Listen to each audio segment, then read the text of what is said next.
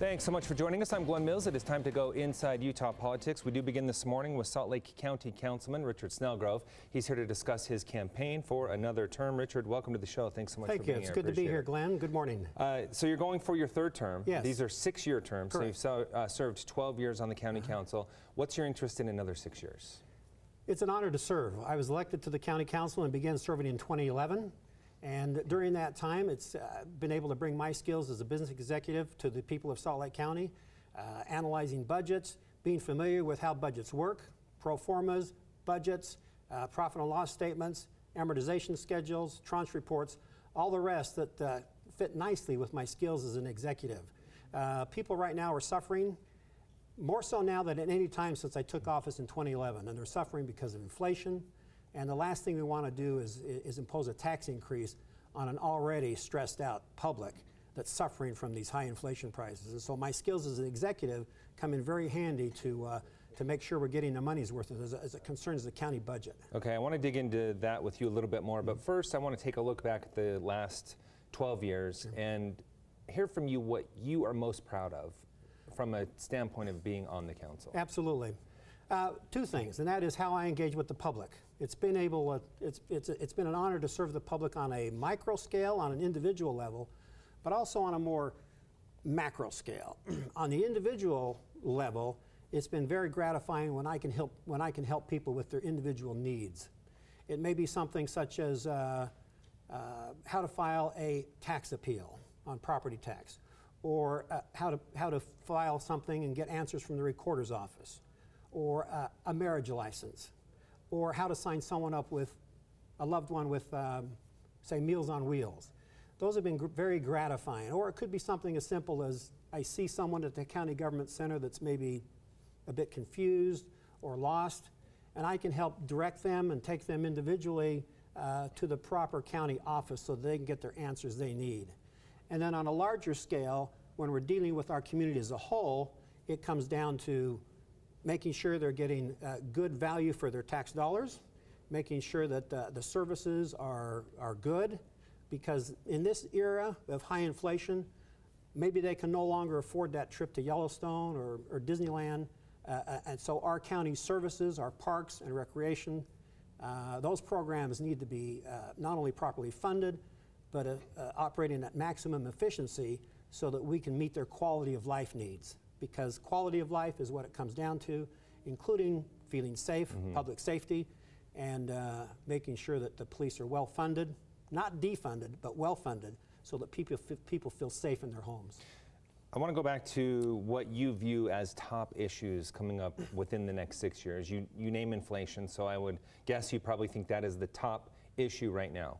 You've already mentioned one way to address that would not to be raise taxes, but what are other ways you would work on the council to help alleviate the pain that people are feeling in the county from inflation? Well, efficiency in government. This past Tuesday, I wrote an ordinance that will implement a whistleblower hotline at Salt Lake County where citizens and county employees can report fraud, waste, and abuse, or just suggestions in how to operate more efficiently at Salt Lake County. That passed unanimously, bipartisan, with a 9-0 vote.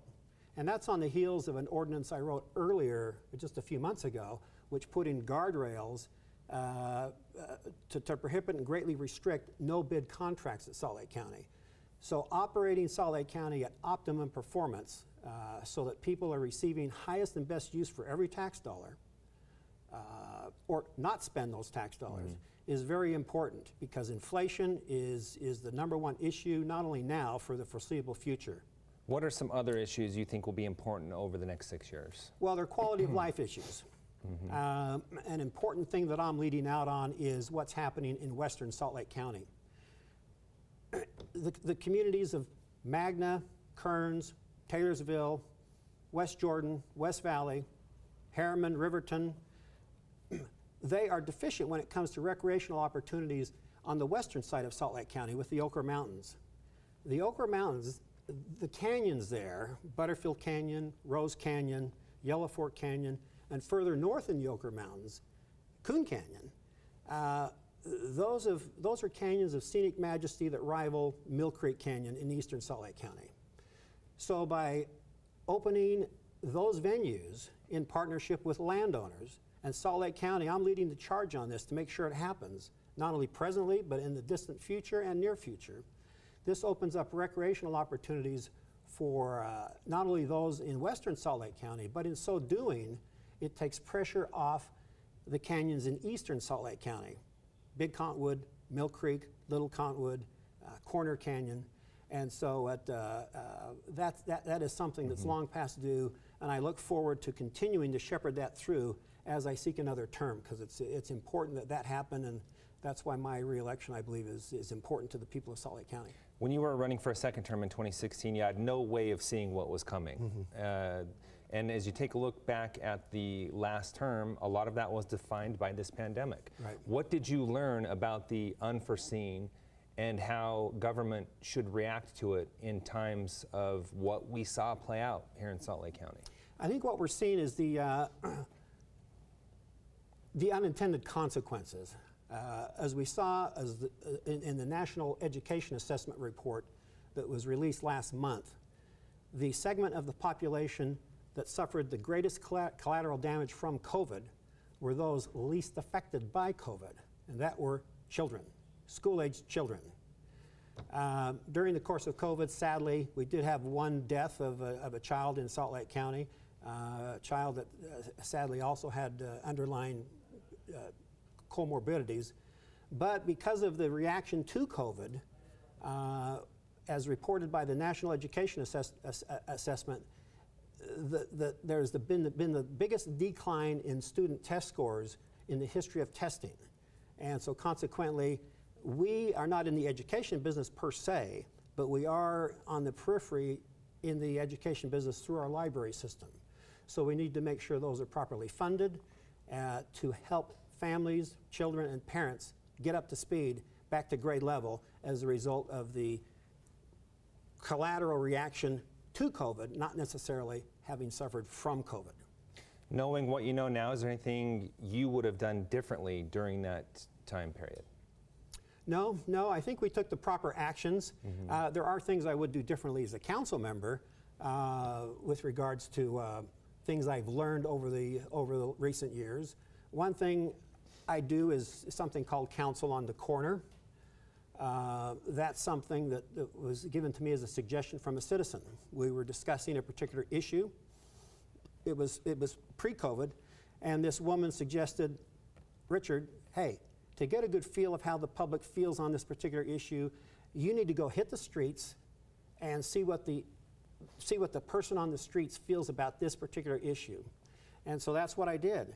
On a monthly basis, now will take a desk, a couple of chairs, and a roll-up county council sign, and set up shop outside a recreation center, a library, or a UTA stop, and seek input from the public. And that helps me formulate better ideas when it comes to deciding what's in the best interest of Salt Lake County. That input is invaluable. Okay, we have just a little under a minute left, but I want to give you an opportunity to make your pitch to the voters.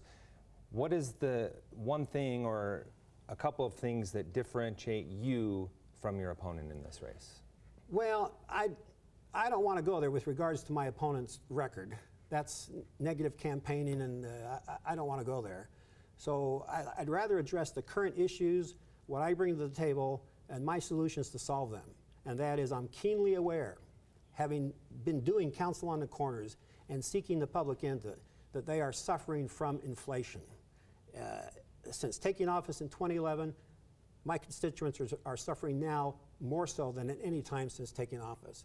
And so we're in the quality of life business. We need to help them with efficient, good county services, make sure they're safe at homes by properly funding the police, not defunding the police, and have a good, strong community response to law enforcement. Okay, we have run out of time, but where can our viewers find more about you and your campaign? Sure, go to my website, richardsnelgrove.com. All right, we appreciate your time. Thanks so much, and we'll be following this race throughout Election Day. Thank you. Appreciate it. Thank you. Still to come, most of those eligible for the latest COVID boost